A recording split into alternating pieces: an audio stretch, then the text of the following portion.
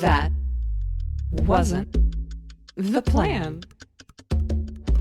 If you've just come on or jumped in, if you've just slipped it in there, I'm Courtney. Yeah, if you've just slipped it in there, I want to say that wasn't the plan. That wasn't the plan. I hope you're on birth control. And that is Courtney Holland. Talk to me about vasectomies. Let me talk to you about vasectomies. And I am Emily White. And I am Courtney Holland. And thank you for listening to That Wasn't the Plan, your podcast about when life goes haywire, when life goes tits up. Hey, Emily, how's your day? My day is okay. It feels a bit stressful to be a Sunday. I wasn't technically working yesterday, but I got about like 25 emails for work. Cool. And I saw them coming in, and it's just, I ignored them all day long. And so this morning I had to jump on and kind of read through everything and get myself caught up for the next 2 crazy weeks of work for myself before the Thanksgiving holidays. So I'm not looking forward to it, but I'm looking forward to talking with you today. Sweet. Yeah. That's all that matters. How's your weekend going? Right now? Good. We bought a new set of pots and pans. I have taken the joy of throwing away all of our other pots and pans so that when our roommates cook eggs and leave them burnt on the pan, that's not going to be a thing anymore. Because honestly, that was good. You mean all these little children living in your house? Yeah, these kids that don't pay rent. We're like so nice to our roommates. We just let them live here. I cook them dinner all the time. I'm asking them all sorts of questions about how they feel. And, can I come move in with you guys? You can. You absolutely can. I love washing dishes, so I do too. And that's the thing. Like, I've really enjoyed the dishwashing, but when they cook eggs on old pans and they don't really know how to cook them right, like you learn later that you can spray it with an oil or something to keep it from sticking. They don't do that. They just burn the shit out of it and then leave it in the sink. But they do put water on it, but it absolutely does nothing. So then I have to either... it takes, I would say, a good 10 minutes to scrub, and they're giant pans. So today, Jonathan and I were out looking at a house, and he was like, "You want to go buy new pans?" I was like, "I fucking do." So we did. Yeah. And they're real pretty.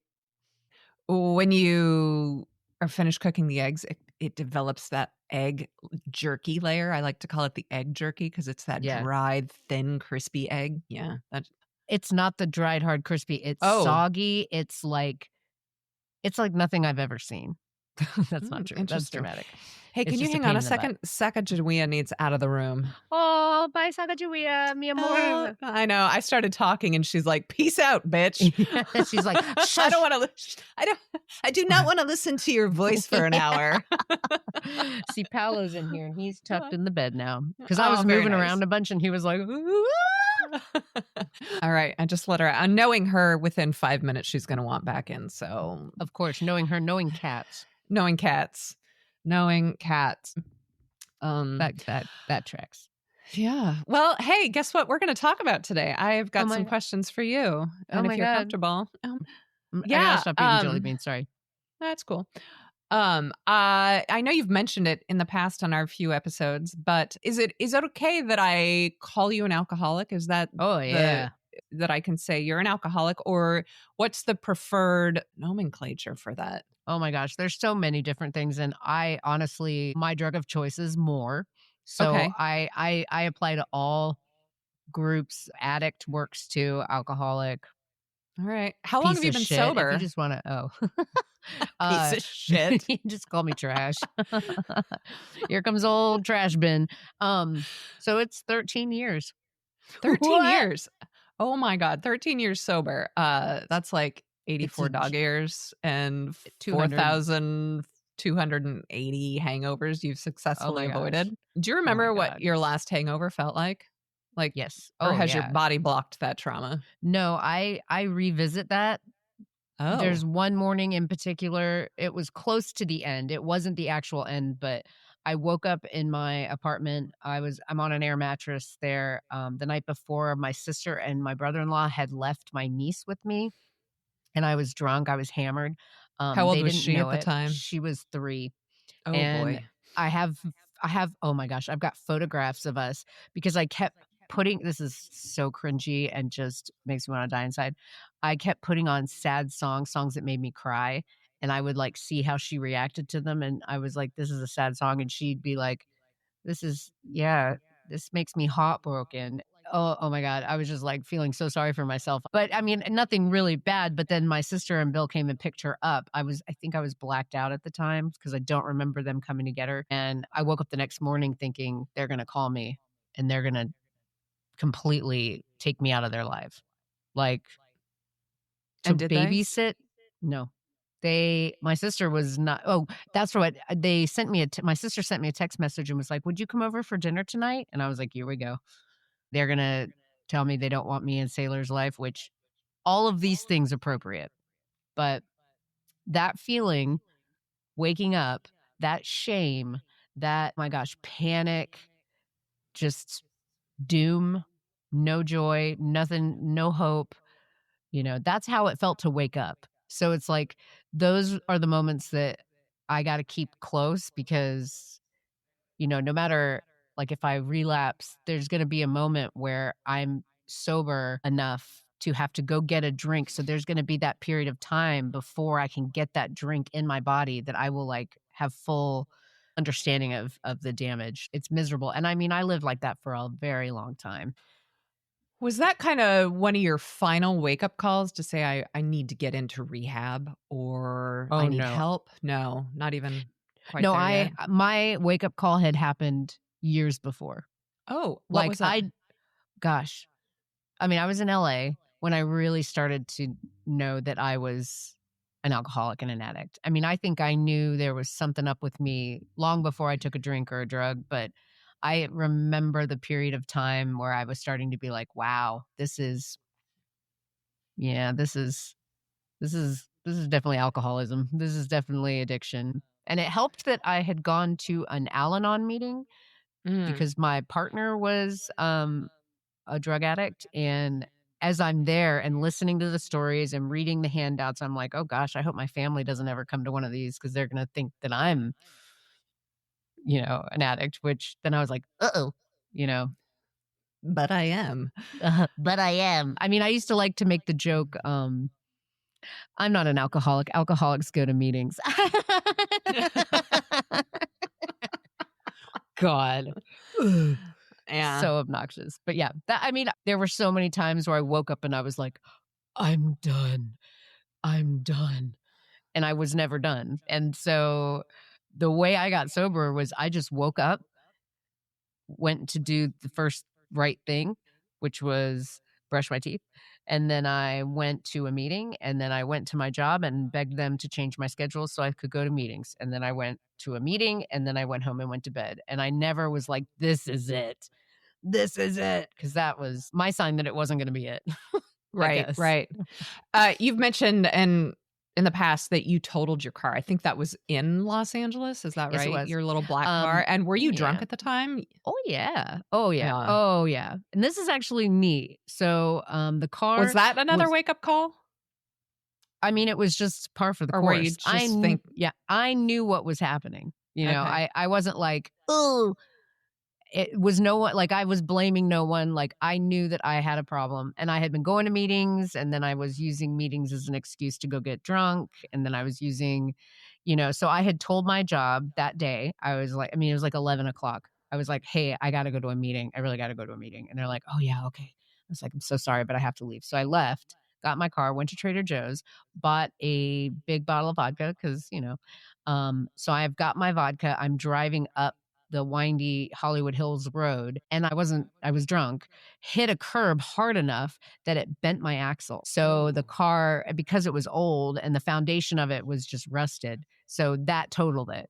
I assume they totaled it, but, Were you anyhow, still was it drivable still or no. no? The tires Okay. were, like, sideways. It Oh, was boy. crazy. Yeah. So I remember I just sat there and cried for a while, and people drove around me, and then a woman this is so like, I forget about this. A woman, yoga, very pretty, fit, I wouldn't say didn't look rich, looked like someone we'd be friends with. She came and got me out of the car and Someone clearly wasn't rich. no, but you know what I mean? Like, she wasn't like Hollywood, woman, like in her white, pants or whatever. She was like, she just looked like someone we'd go to yoga with, but I never went to yoga when I was in LA. So she came and got me out of the car. She had groceries with her. And she somehow told me that she was mute. I forget if she had a sign or so she didn't speak, but she reached into her bag and she comforted me. I think she gave me a hug. And then she reached into her bag and she gave me a strawberry. And I was like, thanks. And I remember I found the remains of the strawberry in the pocket of my car later. And then she left. And I always joke when I tell my story that that was my higher power. And she came and was like, oh boy, I don't even have words. So we're not going to talk, but I'm going to give you this strawberry and just enjoy the strawberry for the moment. You're about to go through some real hard stuff, ma'am. But So you're now going to when be you see okay. strawberries, do you feel a connection with them or anything? I mean, I thought about getting real into strawberries and getting them tattooed on me and get a strawberry necklace. And then I was like, meh, that's silly. No more tattoos for Cha-Cha. But yeah, so anyway, I ended up giving that car to a gas station because I had a guy. Oh, yeah, So I got a tow truck. He came out as I'm riding with him. I'm like, do you mind if I drink my vodka? And he's like, no. So he had to take me to Hollywood and Oh Vine. boy, I know. Courtney. I know. Took me to Hollywood and Vine to go to the ATM so I could pay him. And he had to drop me off and drive around. So I went and got the cash out. And then I was sitting on the side and I'm like, this would be a good time to call my family. I'm hammered and I'm crying. I'm sobbing. I call them, don't make a whole lot of sense. I'm just like, I'm on the side of the road. I got in a wreck. I'm with a tow truck guy. He's really nice. I got my cash out. I'm going back to my car. And then they were like, what? And then I was like, gotta go. And so anyway, he took me back. He towed my car to the gas station right there down the street from the Hollywood Bowl and dropped me off in my apartment. And I passed out, woke up. I had like a lot of missed calls from my family and a lot of very mean messages, which is not something they really ever did. And my ex-boyfriend showed up and he was like, your family's been calling me. Everybody was so worried. And so, You just gave your car and kind of walked away and forgot about it. well, And just initially I was like, let's tow it to this gas station. I'll deal with it later. And then I right. went. So later when I went and talked to them, the tow guy was like, yeah, this car's totaled. He was like, this is an older car and you've Mhm. literally bent or I say the axle, but the tires, I don't know exactly how it works. So I knew it was done for and I still had like a bunch of stuff in it. So eventually I went to the gas station and got all my stuff out. And they were like, if you think of it, will you just slide the title under the door? And I was like, definitely. And I never did. But who knows where that car ended up? It was a wonderful car. And it was Yeah, I given remember to that me. car. Yeah, that It was black a one, sweet, right? yeah, Yeah. it was totally given Yeah. to me for free. I've been given a lot of cars. Nice. That's really fortunate. I need to gift Right. some. This is about time I start giving a car. So how long from when that happened, because you didn't go to rehab in LA, you went back to Virginia first, you lived with your sister, you had some problems. How long between when you totaled your car and then before you moved back home? And then I wanna ask, once you moved back home, how long was it before you went to rehab for what, the first time? For the first Or time. I've only been to rehab once. Oh, One okay. I've been, but I knew I was going to move back to Virginia at that point. Okay. And so that's when I was houseless for a little while because I also didn't have a car. So I lived with a friend in Culver City and took the bus to work, which was in Santa Monica. And so I knew I was leaving. So I believe that I left LA, I think maybe a month later, if even that. I was not Okay. working long because I didn't have a car. Like it really, living in LA without a car, I'd tried it before. It's pretty impossible. So when I went home, I immediately called the rehab and told home. I was living at my parents' house in Northern Virginia, called the rehab, got on the list. And then I was at my parents' house for like 2 weeks, just drunk the whole time because You knew it you was were such going? it was such a weird time. Like everyone just kind of let me, I mean, they weren't like supportive of it and it made them very sad to watch it, but like I was going to rehab. So, and I wasn't like destroying things. I was just very sad and my mom took me to a water park. She thought it would cheer me up.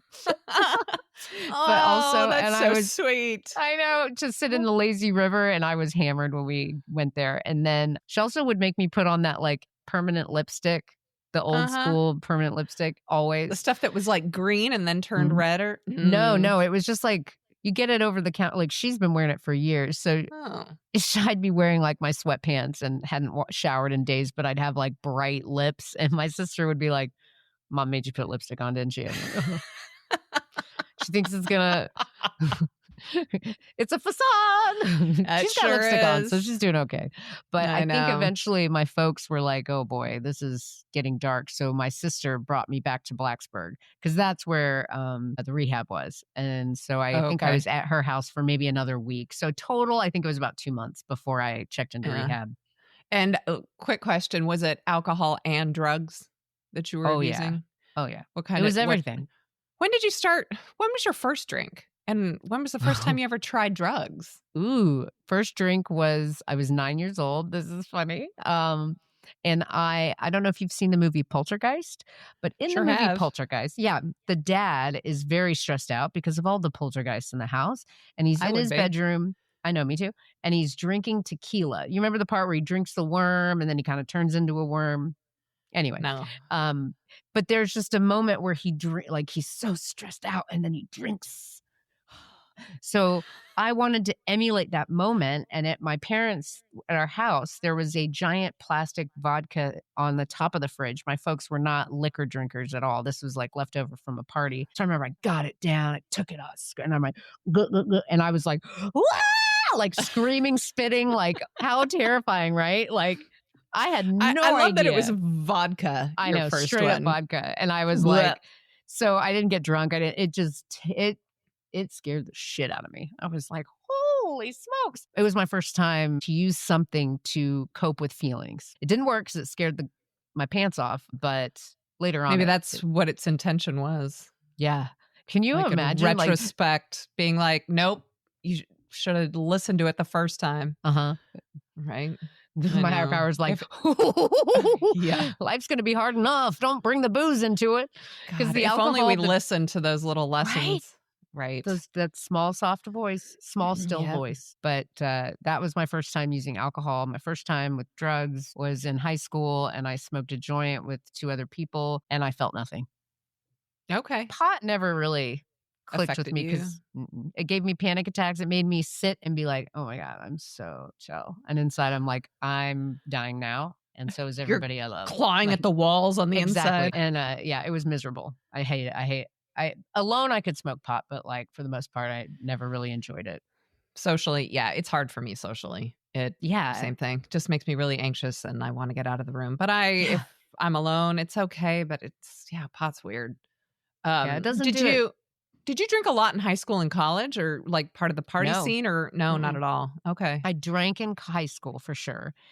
And I would get drunk and there would be consequences, but it would be the same as everybody else. And then in college, the gift of heartburn kept me from drinking Ooh, alcohol because I had to get up early for dance classes, and to wake up with a sour stomach was so miserable to try and dance. I just never drank. We drank on the weekends again, there'd be consequences, but again, everybody else had consequences. So it felt like, and I maybe it was more intense than everybody else. From my perspective, it just seemed like I was doing the same thing as everybody else. So right. yeah, Yeah. When was the first time you kinda got into hard drugs? that was it was working at a job where I was getting too drunk. And so my boss took Was me this in into the LA? bathroom. Mm-hmm. Oh, I think I know who this boss was. Was this Mm-hmm. at the post-production house? Yes, ma'am. Okay. And So I was too drunk, and they gave me cocaine for the first time. Never done cocaine before. And so you were clearly impaired and somebody was like, "I think I know how to fix this. Let's give you some cocaine." well, I think it's because it's worked for them. That's how They they got would. Yeah. So I think they were helping me. They they thought they thought were they were helping me. helping you. Yeah, and I don't see it as anything malicious, but I did, mortified the things I did, humiliating, so many, just so I would go into their office the next day and I'd be like, could you please not offer me anything? no drugs. Like Good for when I'm you. yeah, because I was like, because clearly I can't handle it. When I was also trying to cover my ass, I didn't want them to fire me. Clearly, I can't handle it. Like, Yeah. I am, I could, I oh man, it's just so they would give me cocaine, and then I'd be like, I need to have a dance competition with somebody at this party. And so I'd be on the dance floor, like, and I can move, and I would be dancing so hard and just thinking I'm blowing them all away. And then I'd get pulled aside again, and they'd be like, Courtney, you've got to get your chin and your tongue under control. Because What apparently, does because that mean? sometimes I was doing that while I'm dancing, like, and so I'd wake up the next morning and I'd have red all around my mouth, like I'd chafed my lips. It was hilarious. Oh, Courtney. And they'd be like, "Okay, so we're gonna try and not give you drugs anymore," and this would be a work part. This would be us out with clients, and I'm like, "Someone needs to have a dance competition, and it's me." Yeah. Well, and I mean, it was a party place, and It was a party place. I couldn't party. I thought I could party, but no, I couldn't party. I just went too hard, too fast, which is pretty much how I do everything. And I Is it would the social aspect of it all that makes you really anxious, and that is what, I don't know, sure, maybe makes you drink or do drugs? Because I know when I'm an introvert, and when I have to be around other people and make conversation, it's very so difficult stressful. for me. So if I have a drink, that actually opens me up so that I can have these Yeah. conversations. How wide open do you get, Emily? Well, let me tell you, it's a few times too wide. That's what I heard. But I get really fearful and anxious and nervous. And so For drink sure. either calms me down or helps Mm. me converse or whatever. But then after one, it's a slippery slope because Yeah. I don't know how, it's as soon as I hit two drinks, I don't know how to stop. So was it Well, and kind of the same for you at all, that it just, it shut down your inhibitions and you for felt sure. that you can just do whatever you want? And you felt comfortable, Oh yeah, be absolutely. And yourself. then Yeah. a lot of it was me trying to cope with the fact that I'd done these humiliating things. And so it was a cycle. But also, for a very long time, I had this hole and I was trying to fill it with something, just some empty, Mm. something in me that was so wrong. And, when I finally really started to see the benefits of alcohol and how you can really numb out, that was profound. That's when I was like, Mm. "Oh, yeah, I gotta feel like this all the time." So, it was just a terrible combination of worlds colliding.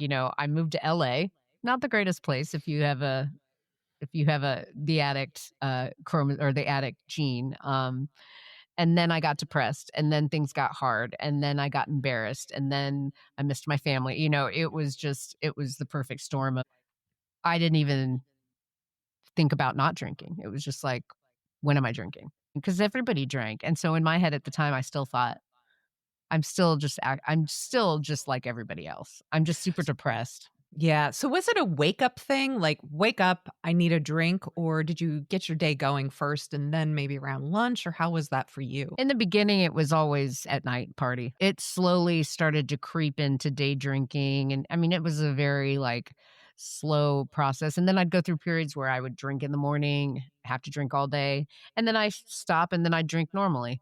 So it was really confusing. I would think, oh, I don't have a problem. I was able to Right. not drink in the morning anymore. So then when you were in LA, you mentioned that you thought that if you didn't get help or you didn't go back home, that you were absolutely going to die. Oh, for sure.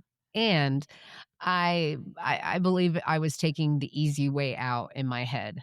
What was I that? remember I was able to disappear from work after they found all my empties. They found my cups filled with vodka and iced tea because somebody told me if you drink vodka and iced tea, it doesn't smell.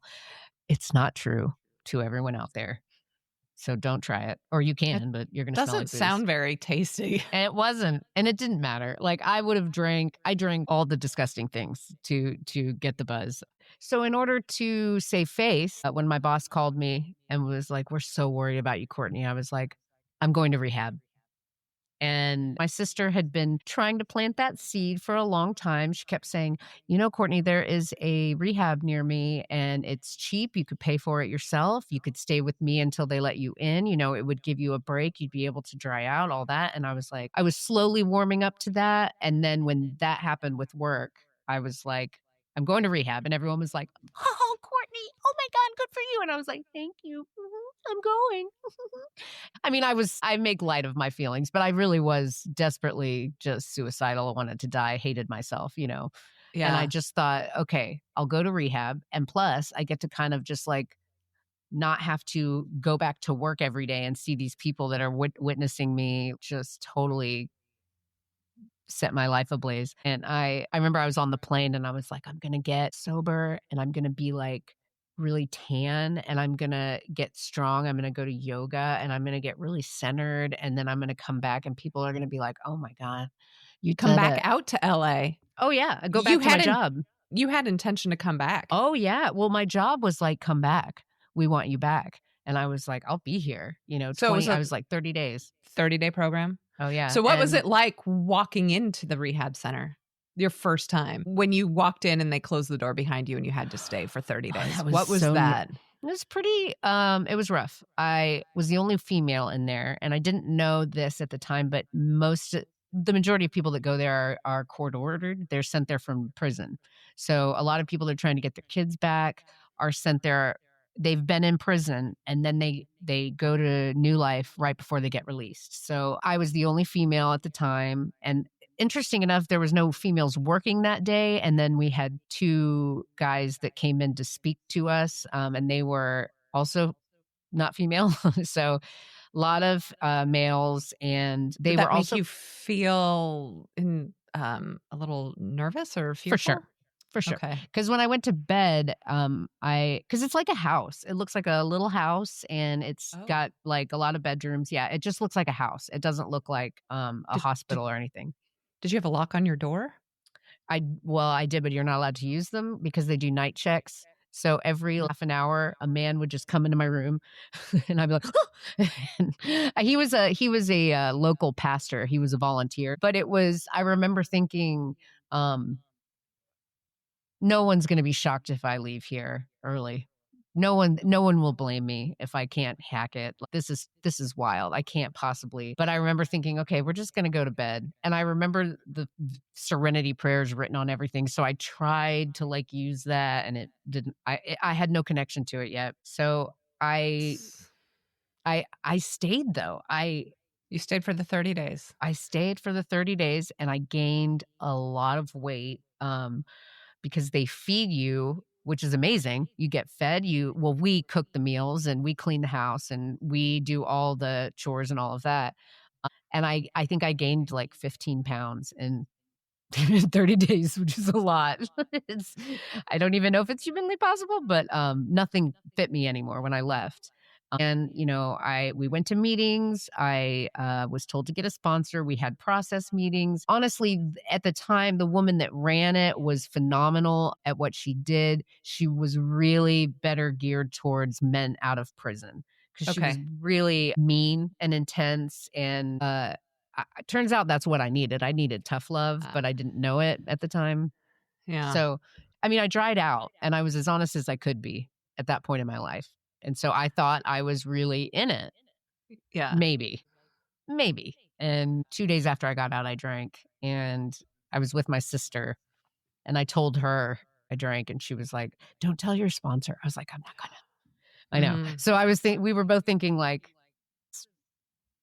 this is temporary, I'll be able to drink again. I think that's what my family really thought, that someday I would be able to drink again. I was just depressed. My life had totally spun out of control. But yeah, And that you weren't actually an addict, that it was just like a phase you were going through or something. Is that what I everyone was think possibly thinking? my family thought that. I knew deep down that it Right. was real. I knew Okay. that I had a, serious problem, but, my Yeah. folks, they came to visit me one of the days, and you're just nothing but raw feelings. Like, to feel again was miserable, and then also no smoking. So I was on withdrawal from that, and also I was off of all my meds, which I don't think they were working anyway. I was on antidepressants, anti-anxiety. So my parents, my mom and my dad and my sister and my niece came, and I remember we sat down, and my dad is like, "Courtney, can you explain to me how this is not my fault?" And I was like, Oh. "Can you help them? I'm not ready for these questions." Like, so I was just not ready. And my poor dad, because in my head, I'm like, of course it's not your fault. Like, this is a disease. This is in me. This was in me long before I took a drink. It was an Um, adventure for sure. yeah, well, I mean, they say that addiction doesn't discriminate, but our society sure does. How Yeah. different do you think your story would have been if you weren't a white woman? Do you think Yeah. you would have gotten With a help or possibly handcuffs? Many a time I should have been in handcuffs. I mean, I Yeah. can't tell you how many times I was pulled over drunk and they just didn't know. Like my Really? headlight would be out. Oh yeah, I was pulled over a lot when I was hammered, and it was for something else. And they never. I don't I'm know how. surprised when you totaled your car, nothing came of that. I know. Like, how did a? I mean, I didn't hit another car. I just literally hit the curb. So there was no damage on the road. There was no pieces of my car anywhere. But I mean, I certainly did more than my share of things to attempt to get into prison and jail, Yeah. and I just didn't get caught. That's all it is. And I'm also white. So That was my question is white privilege, but white I'm a lady white I'm white privilege and a seem female. So right. Yeah. yeah. So, yeah, I'm sure it would have looked a lot different had your skin color been different, had you Yeah. been a male as well. And if I didn't Um, have the support of a family, like maybe my bottom was certainly have come sooner. how long from when you exited rehab and you said you had to drink 2 days later, but until it actually clicked and you got sober? A year. It was about a A year. year.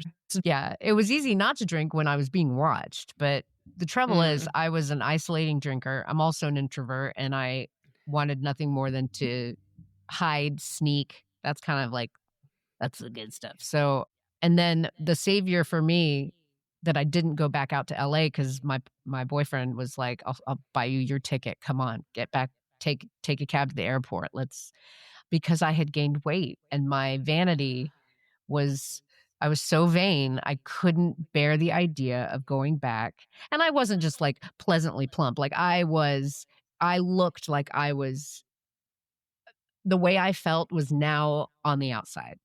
You know what I yeah. mean? Like Yep. it was you could look at me and be like, "Wow." Like one of my sister's friends saw me for the first time and she cried. I was like, "Yeah, I know. I know it doesn't look good, does it? I am not carrying it well." Um but that's really what saved me. Heartburn and vanity are 2 things. So, Yeah. I circled that drain for a year, doing the bare minimum. What is the one thing about getting sober that nobody warned you about? Like the weird little stuff. Did food taste different? Did you discover that you actually hate some of your friends? Oh, yeah. Um, I I ate a lot of candy in the beginning, and I still do. That was my first sign of addiction was candy and sugar. Like, I was sneaking boxes of brown sugar into my room and my mom was like, "Courtney, we let you have sweets." Like, "What?" They weren't, like, Really? hard yeah. Oh, yeah. I Oh, mean, heavy interesting. duty. Yeah. At one point, a little boy I really wanted these Willy Wonka hearts that he had at his house, and he's like, "Alright, I'll let you have them, but I have to see you naked." And I was like, "Yeah, okay, here you go." What? Was What he the the back? fuck? How old? Oh, I was like 5. No, We how were old was he? he You was said young a too. little boy. No, we were both the same age, Oh, yeah. okay. And Now I now didn't I'm caught up because I'm yeah. like, Courtney, you need to like No, but I just remember being like, "Oh, yeah, here you go. What do you want me to what? Mm. anything for that candy. Oh, yeah." And I got my Oh, Willy Wonkas, yeah. I'm the same way. I'm a candy addict. I Oh my can't keep it god. in the house. I I don't don't like chocolate. I want the sour mm, gummies, stuff like that. yes. Like a And I was creamer. into the sour gummy bears for a while, but right now I'm into tropical jelly Mm. beans. Ooh, yum. And I have to empty them first and pull out all the bananas and throw them away because they're disgusting. Yeah. And that's against Jesus. So, Jelly Belly, if you're listening, take We those need out. we need a new candy sponsor on this Oh my podcast. God. If Jelly Belly would get behind us. Come on. Jelly Belly, What is I'm it? worth it.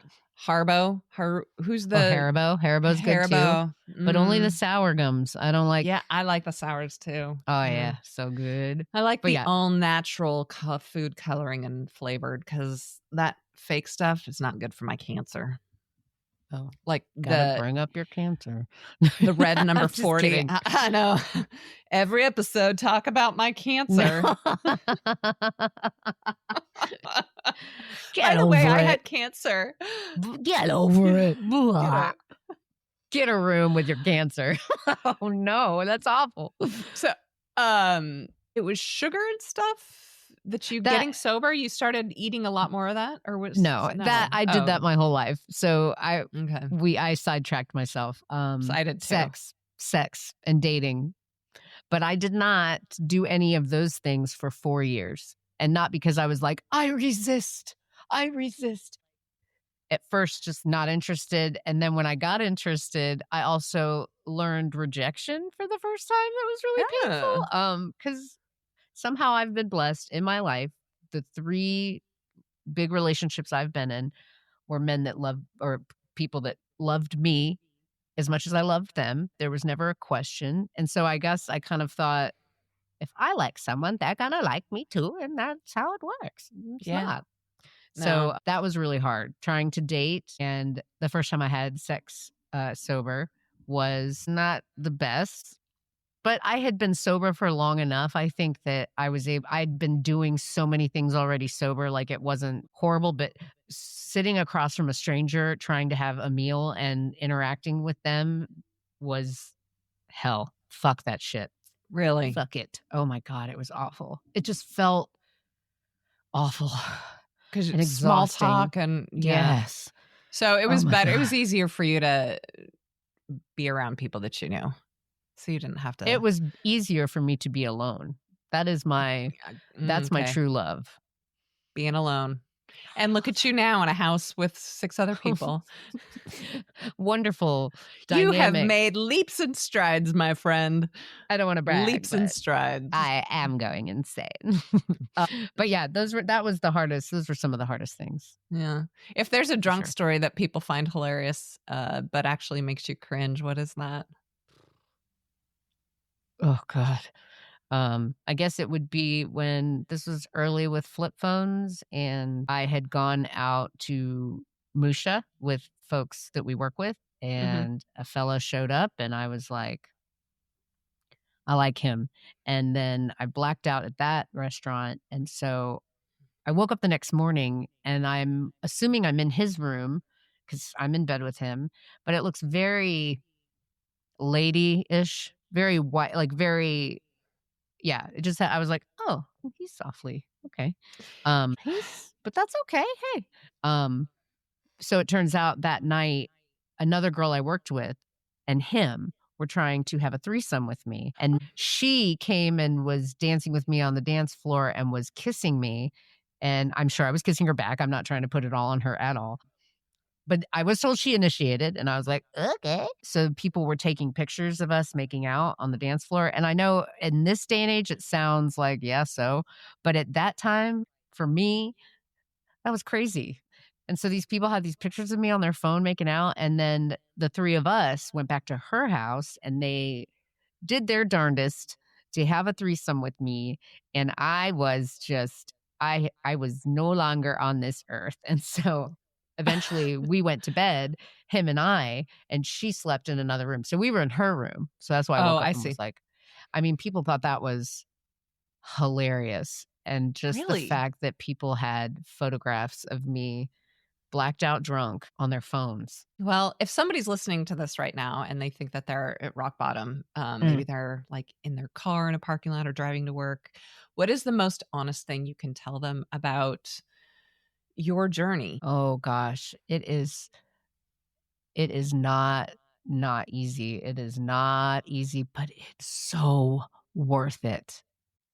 I never thought I would laugh again, have fun, be funny, fall in love. I didn't think I'd make music any again. I didn't think I'd make art. I just figured without booze and drugs, my life is just an empty hole and I would rather die. And I didn't learn to party until I got sober. Truly. I mean, I've had the most fun in these last 13 years.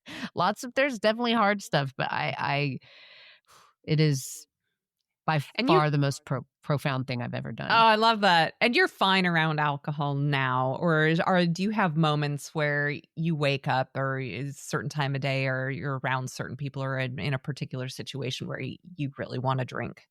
Sure. I mean, I'll have Yeah, moments, especially okay. when life gets hard and embarrassing things happen, or yeah, not so much embarrassing things, but hard moments, emotions. When my dog died, I was so sure I was going to relapse when she died, because she had Yeah, been with me through it all. She saw me at my worst, then she saw me get sober.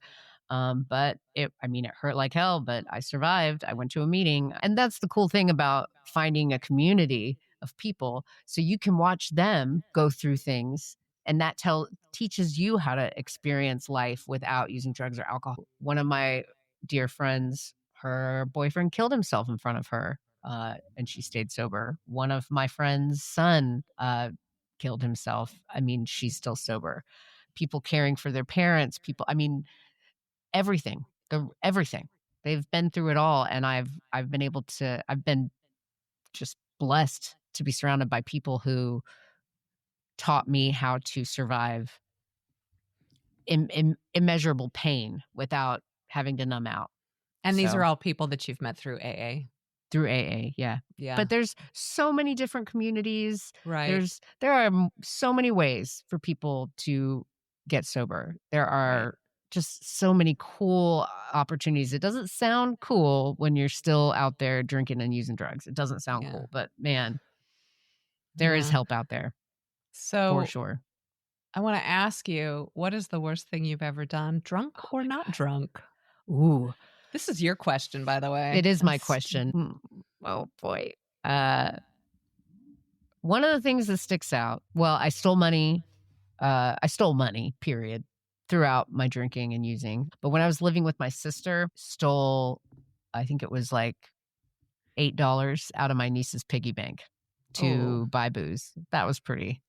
That's pretty yeah, low. I would claim to be the designated driver, and I was always drunk when I would drive my brother-in-law, and my sister out to bars. I mean, there's some other stuff, but I don't want to get into any legal yeah, trouble. no, no, no, no, no, yeah, no, Not, um, but I've definitely I stole from clients. I mean, and then I remember when I got into AA and I was only 6 months sober, and I was nominated to be the treasurer for our group, and they handed me a shoebox filled with money, and I was like, I I stole money. I've stolen money and one of the women laughed and she goes, "Honey, if you hadn't stolen something, I wouldn't think you're an alcoholic." It- but I stole money from the group, and then I had to make amends to the group about it. And so, unfortunately, removing alcohol and drugs, that's something I'm using to treat the main problem, which is I have a thinking disability and I have a, you know, impulsive.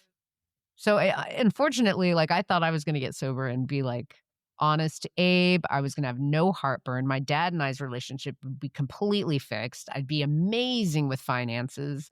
yeah, Um, but that stuff is, you got to work at it. So yeah, yeah, addiction is not a moral failure, it is absolutely or a not. character flaw, it is a disease that hijacks your brain, and Mhm. we should be treating it with treatment, not judgment, the same way we would treat diabetes or cancer, Mhm. right?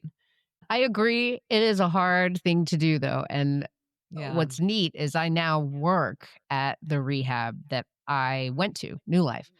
I go there. couple of times a month, and I basically sit with them and take them to a meeting. And I'm judgmental, Mm, and so I have to struggle with that. I mean, I struggled with the whole disease piece because I just truly thought I'm just a shit person and I make shit decisions and I'm selfish and I don't care about anybody else. And I feel like there were moments where that was truly what I did. I was a bad person, but it was in me long before I started drinking. It's not the problem, it's the symptom to the problem. So, mm, yeah, but yeah, I struggled with that, like the disease piece of it because, you wanna just wring my own neck too, like when they're talking the talk, doing great, everything's wonderful, and then they have been using the whole time and lying, you yeah, know. I did that. yeah. If there's somebody out there listening to this right now, what would you say first step, easy step that they can take to either help themselves or help somebody that they know, a friend or loved one or someone that might need help? Easiest thing to do. You get on your phone, you look up online AA meetings. You Okay. go to an online AA meeting. You can there's rules sometimes about keeping your camera on, whatever, but you can do it on your phone and just listen. You don't have No, to you don't have to participate. do anything. You don't have to say, I'm an alcoholic. Just listen. See if Yeah. anything resonates with you. And you guaranteed will hear things that you don't resonate with. And I had to learn that because I just thought all meetings were going to be like, oh, and that's not the case. It's you I hear a went lot of to bullshit. an online AA meeting with you once. Oh yeah. Yeah. I mean, it's like I home to me. Yeah, yeah, there were definitely some things that did not resonate with me, but Yeah, right. Well, you know what? We've been trying to find a church around here and to get back into, I just love that spiritual being in a room filled with people. It could be any denomination. yeah. It doesn't matter to me. But what I love about AA, it's like church, but everyone's coming in like, hey, I'm a piece of shit. I'm a former piece of shit. I'm doing my best. And sometimes with church, I find there's very oh, we've got everything under control always. We're perfect. So I like the baseline of recovery meetings, but I also Yeah. enjoy the church where they got the rock and roll and they got the lights and they got the and that people connect with that You and get a lot of that in the South. We don't you oh yeah, yeah. Oh we yeah. don't get Oh that where yeah. I'm at.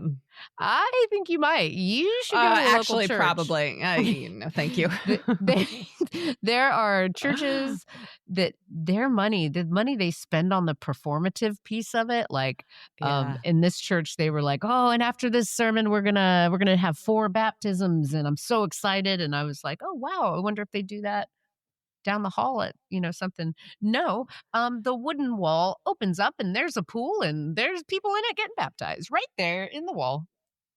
I was like, "Oh, we're Wow. watching. Here we are." Everyone's naked. Just kidding. No one was naked.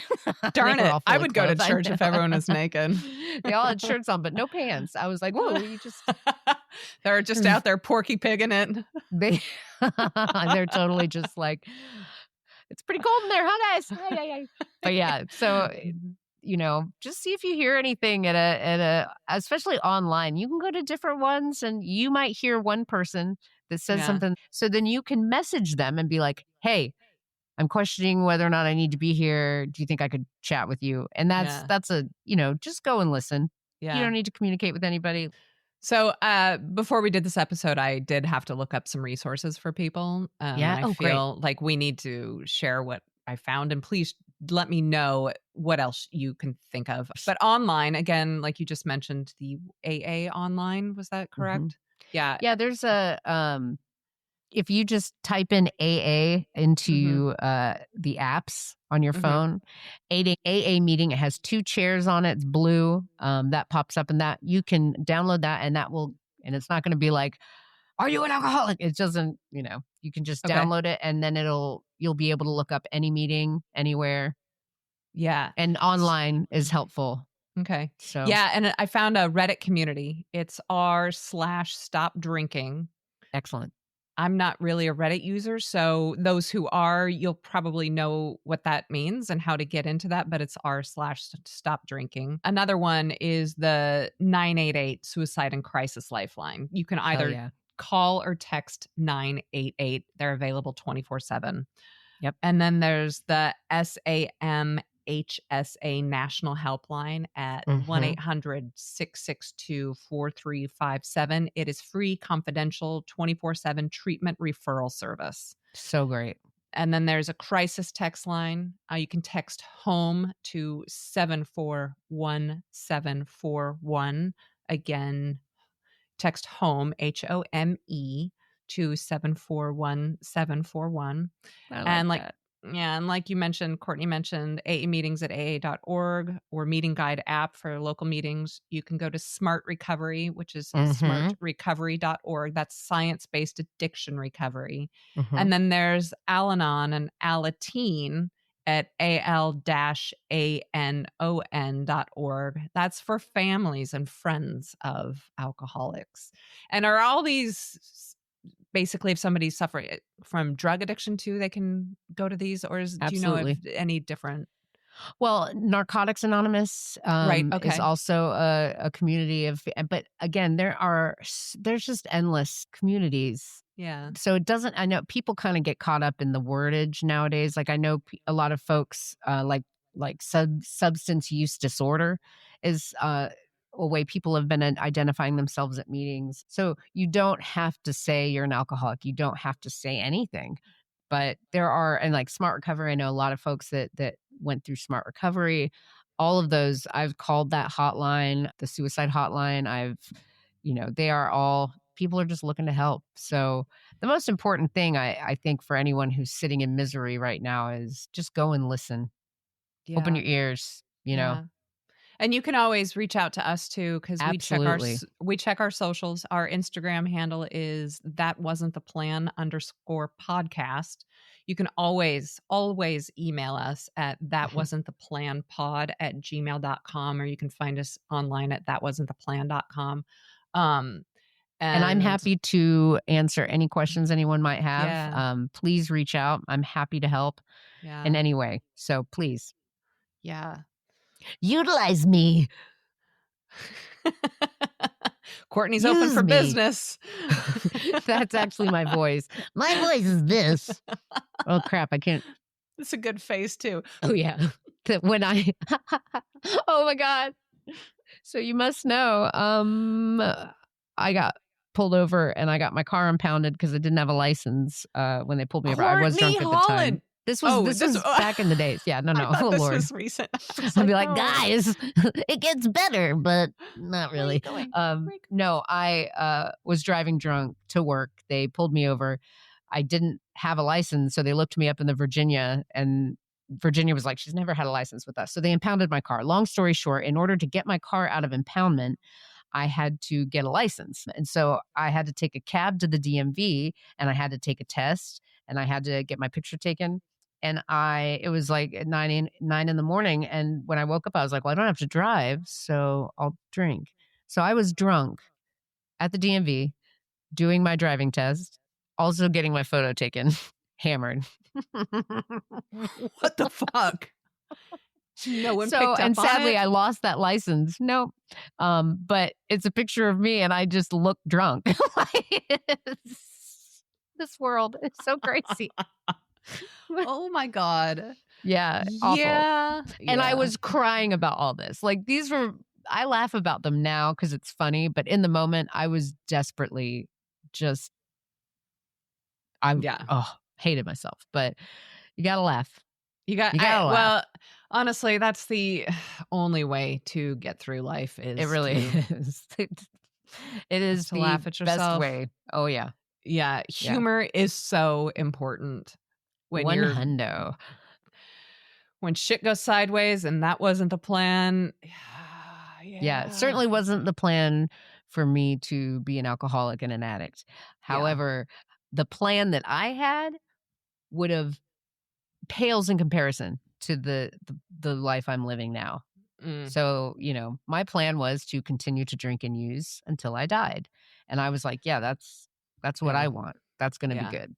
Yeah. And, I mean, had I gotten the things that I really wanted, the plan that I had really set out for myself, I would've shortchanged myself. But I'm so grateful. I'm grateful to talk about all of this today because Yeah. that keeps me sober. Like, I've thought about things I haven't thought about in a long time, and that's why I go to meetings, is because I am able to share about where I'm at now, and then I am able to meet someone who's new in the program, and it reminds me of what that's like and how I would like not to go back there. Courtney, thank you for sharing your beautiful story today. And I hope anybody that's listening out there, if you feel like you need help or you want to reach out, please do so. Yep. Go to Please. those resources, reach out to us, reach out to Courtney. She'll answer I'm here. questions. Well, I think we've done it again. Knocked it out of the park. Knocked it out of Yeah. the park. Absolutely. Well, yeah. Wanted to thank everybody for listening to That Wasn't the Plan. And until next time, bye. Bye. Thanks for listening to That Wasn't the Plan. If you found it helpful, or at least mildly entertaining, a quick rating, review, and a click on the subscribe button would be lovely. And it genuinely helps us. And if a friend comes to mind, please share. Until next time, bye.